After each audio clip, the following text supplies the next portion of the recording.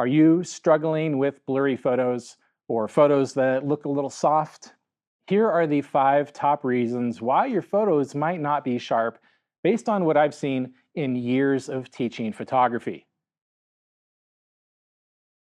The first reason is that your shutter speed is just too slow.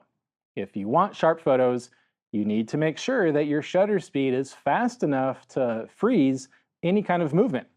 Now, there's an art to create intentional blur, but that blur can ruin a photo if it's unintentional. I can't possibly give you a number that'll work for every situation. That's just something that you're going to have to gain experience with.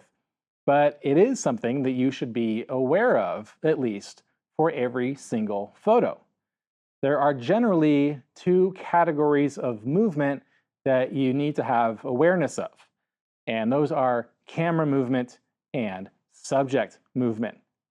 Camera motion blur is when you move the camera just enough while the shutter's open to capture that blur, even if you're photographing still life. So nothing in the photo is moving, you can have a blurry photo if your camera moves. You can avoid this kind of blur by using the tripod or some other fixed base, enabling image stabilization if your lens or your camera are equipped with that, and then also using the inverse focal length rule for your shutter speed. And you can read more about image stabilization and the inverse focal length rule in an article that will be linked in the video description. The second category of movement is subject movement. Your subject will be blurry if it moves while that shutter is open. Now, the difference here from camera movement is that everything else in the frame will be sharp, but some things, whatever's moving, will show that blur. Comparing these 2 photos, we see that in the first, everything is blurry. That's camera movement. And in the second, only what's moving is blurry, and that is subject movement. The shutter speed that you need here will depend on what you're photographing. Someone sitting for a portrait session might only require 1/125th of a second to ensure sharpness, but then people walking on the street might require 1/250th or 1/500th of a second. You'll need to bump that up to 1/2000th of a second for birds in flight or other wildlife. Again, it's all going to depend on the situation, and that's going to come with experience. But it's one of those checks that you need to do before you press the shutter button. Let's get on a sidebar about ISO really quick. Sometimes photographers know that their shutter speed's too slow. And when I ask why, the response is, well, I don't want to go above ISO 100 because I don't want noise.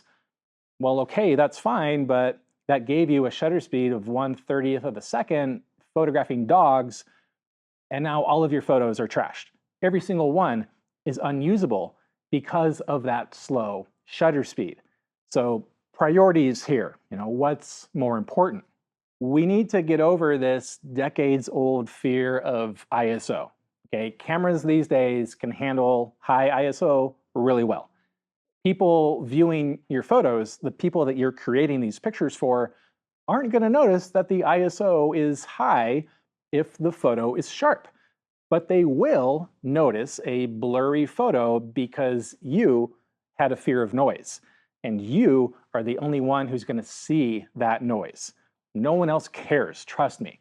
I've written another article linked in the video description to help you understand why shutter speed should take precedence over ISO and how to address that.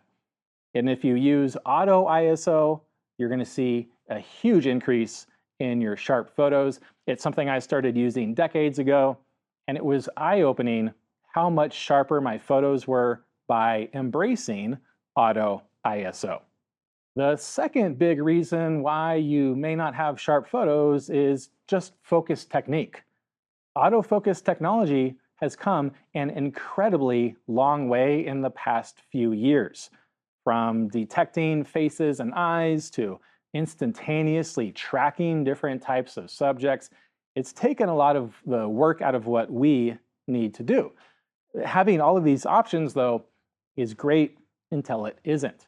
You really need to know which mode is appropriate for different situations and how to quickly switch between the different modes and settings when needed. Face and eye detection, for example, is great when used properly. However, it can create huge problems when misunderstood. The camera can detect faces and eyes that aren't there when doing a landscape photo, for example, and that can throw your focus off. So you'll need to disable that feature since it's not needed. If you're always in continuous autofocus, be aware that the focus is always reevaluating itself and it might move or be in the middle of another calculation as you press the shutter button, resulting in a softer photo. You should be in single shot autofocus when photographing still life and be aware of where you're focusing. Now, those are just a couple of examples of how knowledge of your own focus system can either help or hinder you. Misunderstanding depth of field is the third reason why you might be getting soft or blurry photos. Being aware of your depth of field is critical for sharp photos. Now, everyone loves f1.4 for bokeh, but this leaves zero room for error when focusing. You could think that you're focusing on someone's eye, only to find that the eyelashes are in focus while the pupil is blurry. And that's because your depth of field could be less than an inch in typical close-up portrait situations. So be aware of how your combination of aperture, focal length, and focus distance impacts your depth of field and the implications of that. When your depth of field is intentionally shallow, you really need to nail your focus point. Stay away from f1.4 if you're having problems. Stop down to f2.8. You'll still have a shallow depth of field, but it'll give you more room for error. So here are some rules of thumb to remember for depth of field. Your depth of field is going to shrink or get smaller as your aperture increases, your focal length increases, and or your focus distance decreases. And all of those changes are cumulative. The Advanced Depth of Field course, linked in the description, will help you learn how all of those affect your depth of field. Speaking of depth of field, if you want a deep depth of field, you might always be going to f22. Well, that's going to come at a cost, and that is diffraction. When the aperture or the opening of a lens is really small, all that light coming in has to squeeze and bend to cover the sensor on the other side. That squeezing and bending causes the light to not quite line up properly on the sensor, to put it in simple terms, and that's going to lead to the image appearing softer than if it were created with a larger aperture. Diffraction typically starts to happen around f16, and it gets worse approaching f22 or f32. The lesson here being, don't go to those extremely small apertures unless you need to. Use the widest aperture possible for the depth of field that you need. If you can get an infinite depth of field at f8, as you can with wide-angle lenses, for example, then stay at f8. Don't stop down to f22. And that's also going to help you use faster shutter speeds, further helping you obtain sharper photos. Finally, your ISO might be too high. Well, wait a minute. Didn't I just say earlier to embrace higher ISOs?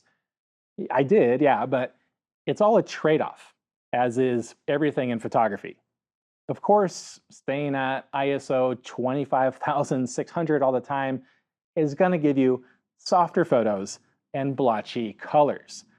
Like the previous section about aperture, only go as high as you need to with the ISO. Raise that ISO until your shutter speed is fast enough to freeze movement and stop there. And now this might seem obvious to some of you, but let me offer another point. It's really easy to accidentally change the ISO on some cameras, especially those with ISO dials. So be aware of that too. You might have raised your ISO to 12,800 if you're manhandling your camera while taking it out of the bag and not even know it. So be sure to check what that ISO is before you press the shutter button. It's important to be able to identify which factors could affect sharpness in the particular situation that you're in. Is there handheld movement or subject movement? Then ensure image stabilization is on or you're using a fast enough shutter speed to freeze that. Do you need a deep depth of field? Then be careful with diffraction and only stop down as much as you need to for that depth of field. Hopefully, these 5 things, while not going too in-depth for each one, will make you a lot more aware of these issues and help you get sharper photos. If you have anything else to add or you have any questions, please let us know in the comments. Be sure to subscribe for more great photography tips like this every week, and we'll see you in the next video.